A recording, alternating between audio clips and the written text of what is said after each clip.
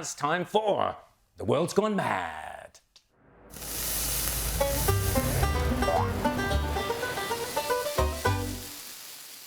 Yes, it's a mad and crazy world, but even in today's zeitgeist, we still find some things hold true, like the fact that young women will still judge a young man on his appearances alone.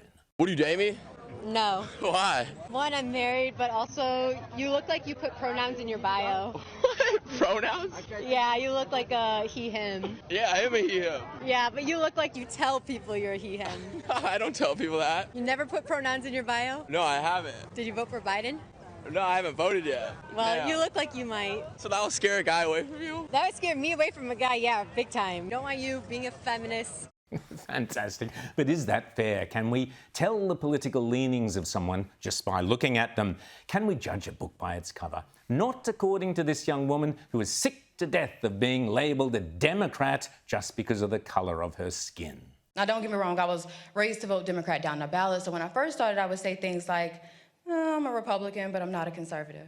But now I know all too well I am a full-fledged, hardcore conservative, and I'm proud of it. I mean, my favorite saying is I was born black, not Democrat. Meanwhile, this young conservative woman knows how to spot women of the left. Has anyone else noticed how women on the left are the most miserable group of people? So victimized and oppressed. Go overseas and come back and tell me how victimized you are. Maybe it's the green and blue hair or nose rings. I don't know. Maybe that's contributing. It definitely is. I don't know. They want more attention, but then they complain about the attention they get when they look stupid. Now, she may have a point there. I've mentioned before my suspicion that I have no scientific evidence to back this up, but perhaps someone somewhere might care to do a study, that it is either the metals leaching out of the nose rings or even worse, the chemicals in hair dye that get into your brain and determine your political outlook.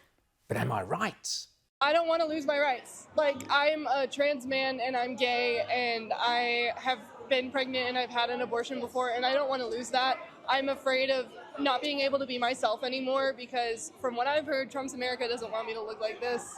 So that's why I'm here today and that's why I'm voting blue. But there are others who believe it is your creativity or lack thereof that is responsible for your political leanings. Creativity is a threat to conservative values. Being creative means that you're going to be a little weird, you're going to be a little different, and you're going to be a little cringy. When we are afraid of being different, being weird, and being cringy, that means that we're giving into conservative values.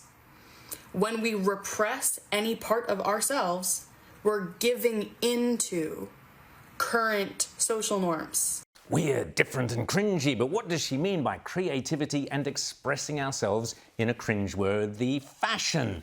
This, perhaps.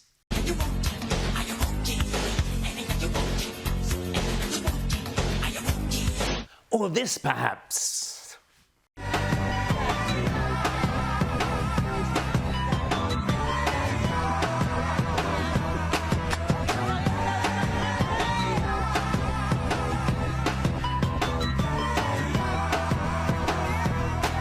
Yes, that was the ultra-woke Met Gala. Not many conservatives there, I suspect. And speaking of creativity, you can't go past these two.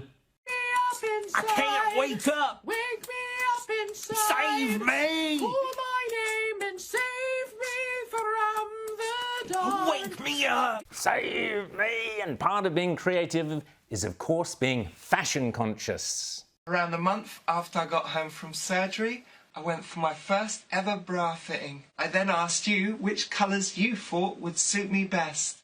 But be warned, even just one tiny subtle nose ring could potentially still pose a metallurgic threat, in my opinion. I have a quick question for anyone who voted for Donald Trump. What are you going to tell your child when they come home from school crying because their best friend was just taken out of their classroom by an immigration agent? Good question. How about give me your email address so we can keep in touch? There are others, of course, who believe that even the humble pierced earring might affect your cognitive abilities when it comes to your choice of career. But there is no evidence to support this scurrilous contention. It's crazy.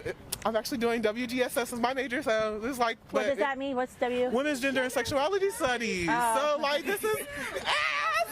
What kind of job are you going to get with that degree? Yeah, like, literally, but for real, like, I literally, that's like, I mean, I don't honestly know. But what about other less intrusive forms of cosmetics in this mad and crazy world, I hear you ask?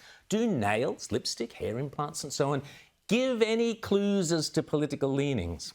Dunno.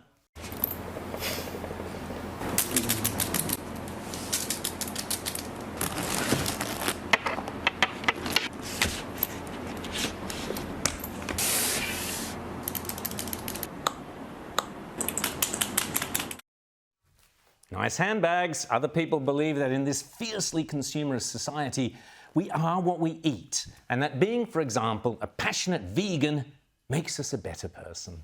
Do you consider killing an animal a good thing to do? If it's needed, yes. Like when you're talking about this supposedly natural food chain, like lions don't have weapons. Yeah, they do. They've got a bunch of them on the end of their fingers. It's their body. You know, we're not going out sinking our teeth into the throats of animals and ripping if we could, we would, their throats out. But we can't. For other individuals, the overtly consumerist society we live in is proving overwhelming. Not even gonna lie to y'all, Walmart really making me not even want to be gay no more.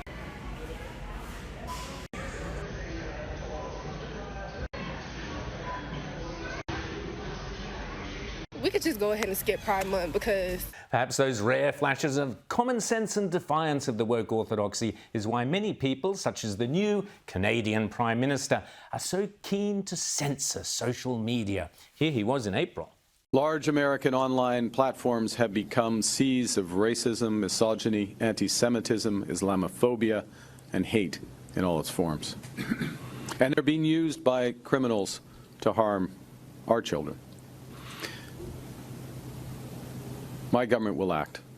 Ooh, sorry, Mark. Yes, funny, isn't it, how many left-wing governments around the world, including the shiny new ones here and in Canada, are so desperate to impose strict government censorship and control of the most democratic form of communication, social media and the internet. What next? A one-world government, perhaps, or is that just a conspiracy theory? And the idea of subsidiarity is, let's get real.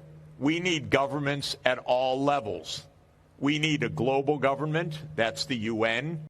Yes, that was arch-lefty Jeffrey Sachs suggesting we hand over control of our lives to the totally discredited, in my opinion, lovies of the United Nations. No thank you. Meanwhile, speaking of the hardcore left here in Australia and the re-election of the Albanese Labor government and the defeat of the centre-right coalition opposition, well, it's being blamed by all the liberal bedwetters on Donald Trump. Donald Trump is toxic in Australian politics, and he should be, because he doesn't represent our values.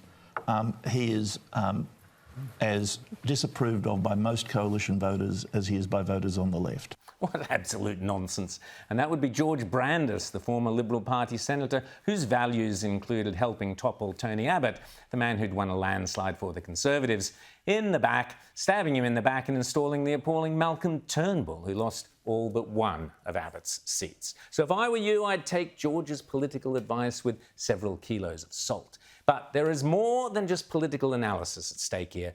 George is suffering, I suspect, from that very serious and debilitating medical condition I've spoken about before, for which there appears to be no known cure, TDS. TDS, do you know what that is? Yes. TDS, it's a horrible, horrible terminal disease.